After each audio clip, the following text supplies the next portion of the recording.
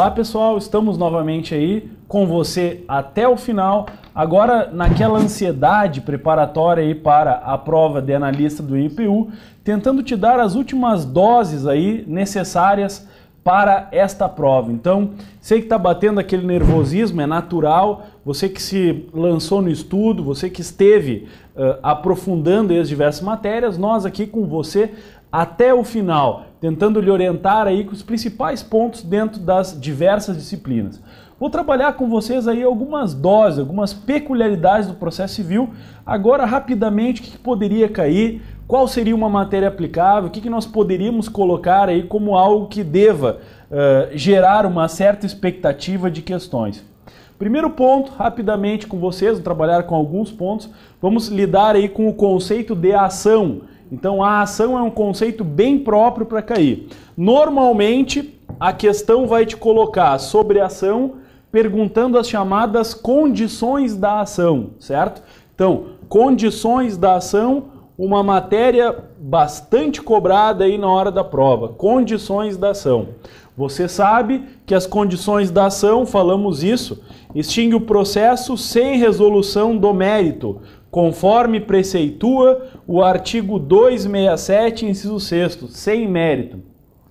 Acontece que dentro dessa matéria, um ponto extremamente atual é a chamada teoria da asserção, certo? Então, teoria da asserção, uma das matérias mais atuais que nós temos dentro desta ideia das condições da ação. O que significaria a teoria da asserção? Dependendo do estágio processual em que seriam reconhecidas a falta das condições da ação, o juiz estaria julgando procedente ou improcedente a demanda, portanto, com mérito, relativizando a dicção do artigo 267, inciso 6º do Código de Processo Civil. E aí nós temos uma pauta de questão muito própria. Então toma cuidado. Falta das condições da ação, extingue o processo sem mérito. Artigo 267, inciso 6º, que é a disciplina clássica, literalidade do Código de Processo Civil, a chamada teoria da apresentação. Apresentação, né?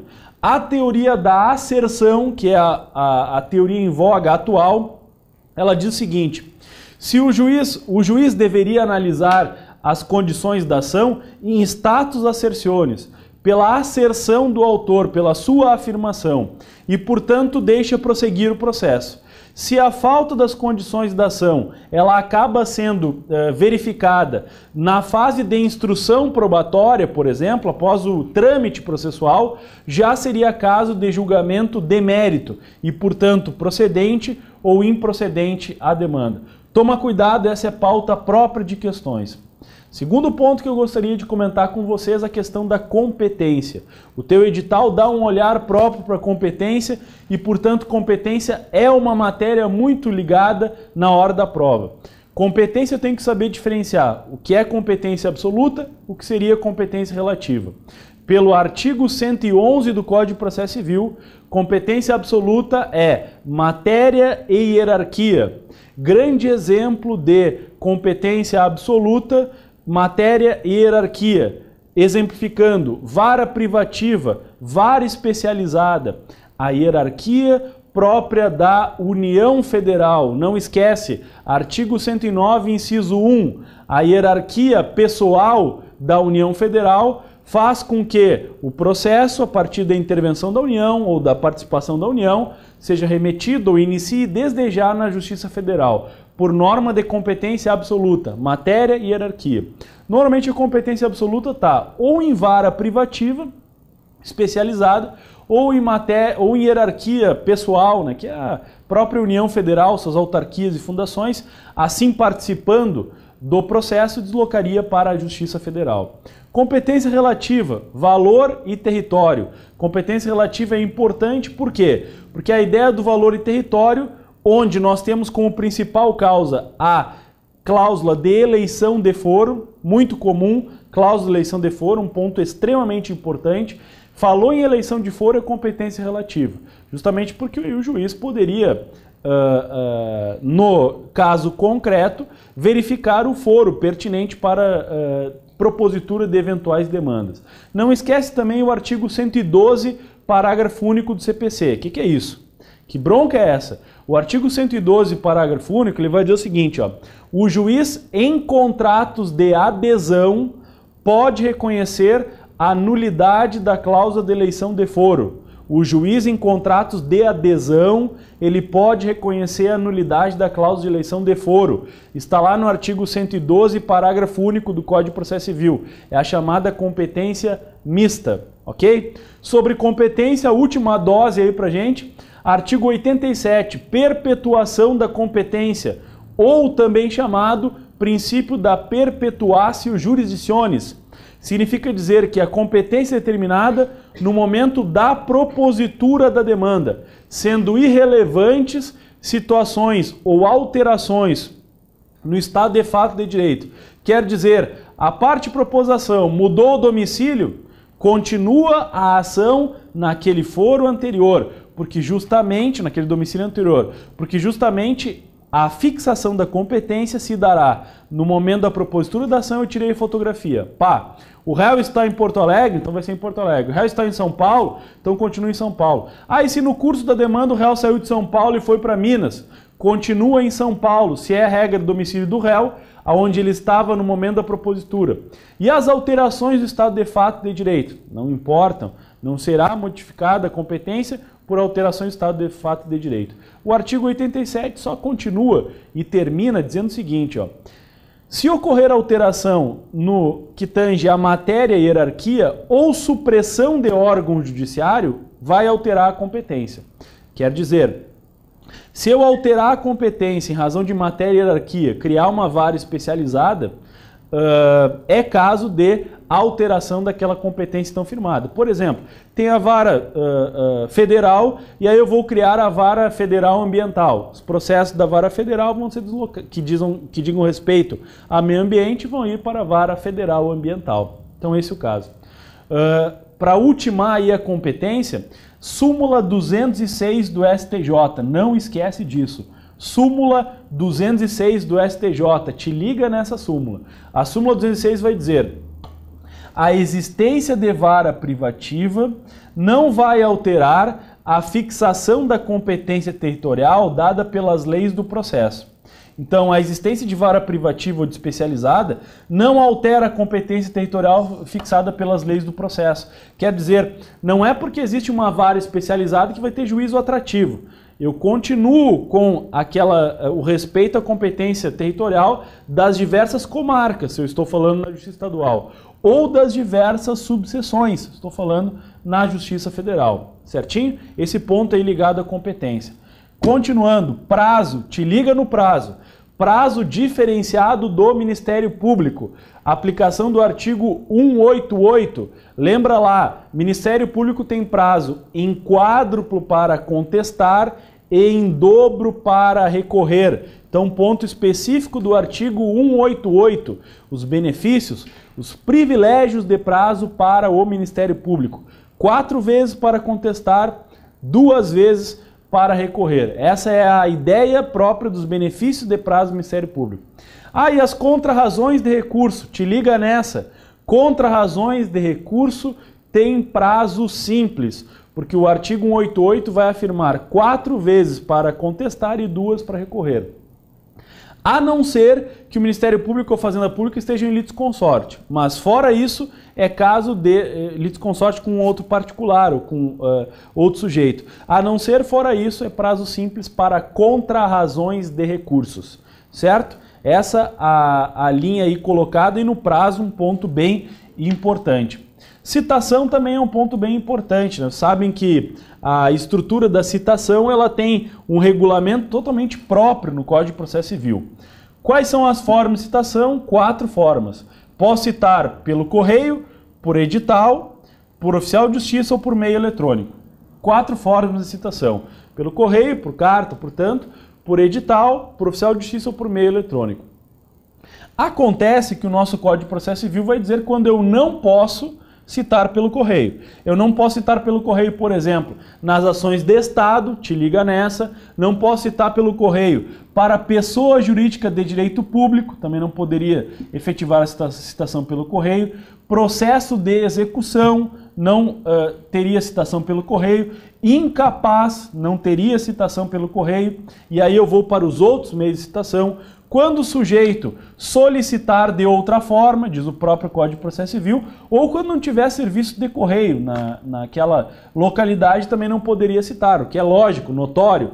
Então essas são as formas de citação, né? As 4 formas e a impossibilidade de citação pelo correio nas suas diversas modalidades. Claro que na tua prova talvez eu possa afirmar que o ponto mais importante seria a impossibilidade de citar o incapaz pelo correio ou as pessoas jurídicas de direito público, e aí colocados num ponto importantíssimo dentro dessa linha. Certinho? Passando o processo, vai no mandado de segurança. Mandado de segurança é a ação top, ação constitucional, cai muito mandado de segurança. Então te liga nessa ideia do mandado de segurança. Na tua prova, mandado de segurança, a parte mais especial é mandado de segurança coletivo. Mandado de segurança coletivo, pega os artigos 21 e 22 da Lei 12.016 de 2009 e está resolvido o problema. Pontos importantes, mandado de segurança coletivo e mandado de segurança individual. A ação coletiva, o mandato de segurança coletivo, não induz litispendência para as ações individuais. Para entrar com mandato de segurança coletivo, não necessito de autorização especial. Posso entrar para apenas parte dos membros. A coisa julgada será ultra partes para os membros da categoria, portanto, certo? Então, para os membros abrangidos daquela categoria ao qual entrou com o mandado de segurança coletivo. Outro ponto, quem poderia entrar com mandato de segurança coletivo? Eu tenho lá o partido político com representação no Congresso Nacional, sempre muito comum, com ou sem representação. Para o mandato de segurança coletivo, somente partido político com representação no Congresso Nacional. Aí tem lá a seção de classe, as entidades, né? Todos esses poderiam associação em funcionamento há pelo menos um ano. Então te liga artigo 21. Depois, artigo 22. Não tem litispendência entre mandato de segurança coletivo e mandato de segurança individual. Só que o impetrante a título individual, ele deve requerer a desistência do seu mandato de segurança individual 30 dias a contar da ciência da impetração coletiva. Significa dizer que eu posso ter um mandato de segurança coletivo e posso ter um mandato de segurança individual. Não há litispendência. Ocorre que o individual tem que pedir a desistência. Se não pedir, o seu mandado de segurança individual corre por conta e risco. Significa dizer, o mandado de segurança coletivo, a coisa julgada proferida no mandado de segurança coletivo, não vai beneficiar o impetrante a título individual. Essa é a regra. Se esse impetrante, a título individual, não requerer a desistência do seu mandado de segurança individual, certo? Essa o top aí dentro da linha do mandato de segurança coletivo. Depois, outra matéria extremamente importante, tem que estar muito ligado, intervenção de terceiros. Intervenção de terceiros é uma matéria top aí em termos de questões. Nós temos 4 formas clássicas de intervenção de terceiros. Nós temos a denunciação da lide, que é quando está pautada, e aí já vou falar cada uma. Direito de regresso, evicção, pontos próprios de denunciação da lide. Caso de chamamento ao processo. Chamamento ao processo, te liga na palavra fiador. Normalmente a questão vai colocar, trabalhou com devedor solidário, com fiador. Chamamento ao processo tem que estar ligado na palavra fiador, que é justamente o ponto. Nomeação autoria. Nomeação autoria é aquele que é demandado e vai nomear a autoria o verdadeiro legitimado, verdadeiro proprietário possuidor. Caso de nomeação autoria, normalmente vai falar no detentor, um caseiro, né? Então esse ambiente, caseiro, detentor. Oposição. Oposição é o sujeito que pretende, no todo ou em parte, o direito que estão controvertendo autor e réu. Na oposição, um grande atributo da oposição é o sujeito entrar contra os dois. Ele não quer nem que o autor, nem que o réu seja o vitorioso. Ele opoente quer vencer sobre autor e sobre réu. Então está tramitando a ação, vai lá ele, protocola uma oposição. Até ser proferida a sentença, ele pode oferecer essa oposição. Em litisconsórcio, né? Então litisconsórcio, passivo necessário, em virtude de demandar contra o autor e contra o réu da ação originária. Para a última forma da intervenção de terceiros, que vem junto com o litisconsórcio, nós temos aí a assistência litisconsorcial. A assistência litisconsorcial está posta lá no artigo 42. Quando falar em adquirente de bem litigioso ou cessionário de crédito, é caso muito provável de assistência litisconsorcial. Então temos lá, ó, adquirente de bem litigioso. O sujeito vai e compra determinado bem que estava em litígio. Ou então, o sujeito é um cessionário de créditos, significaria, ou de direitos, né? Significaria dizer, ele comprou direitos, porque estamos aí numa figura de cessão de direitos. Então ele cedeu os direitos e, portanto, o sujeito terceiro é cessionário. Ingressa no feito na defesa de seus direitos. Por fim, cabe comentar também a importância que no teu concurso nós temos para a ação civil pública, certo? A ação civil pública é importante teu concurso em virtude de ser titularizada, no mais das vezes pelo próprio Ministério Público da União. Não vai te causar problema algum e dano algum se você ler a ação civil pública agora. Viu esse vídeo? Vai ler lá a lei da ação civil pública. Não é uma lei muito extensa. Dá para enfrentar. Critérios próprios. É muito extenso. O que eu leio? Legitimidade para a ação civil pública, ponto importantíssimo. Legitimidade, ponto importantíssimo. Quando não cabe a ação civil pública e quando cabe. O artigo 1º, ele tem uma incidência enorme nas questões, porque o artigo 1º vai dizer os casos de cabimento da ação civil pública. Então tu pega lá, artigo 1º, eu tô com preguiça, acaba esse vídeo, lê o artigo 1º e o parágrafo único da ação civil pública. Muita coisa será resolvida e provavelmente você pode vir com uma questão aí nesse ambiente. Artigo 1º da lei da ação civil pública. Também a ideia da ação coletiva. Uma matéria que costuma cair bastante, pois é própria da titularização do Ministério Público. Então falamos aí os principais pontos que ajudariam você dentro desta prova. Sei que a prova está perto, é uma ansiedade por parte aí do candidato, mas estamos aí para dar as últimas doses, né, do conhecimento necessárias àquela questão. Desejamos a boa sorte para você, aprofunda o estudo, não para de estudar, vai até o final, até o último minuto, até o último segundo, tá contigo, aprofunda e te joga nessa linha. Valeu pessoal, abração, até a próxima.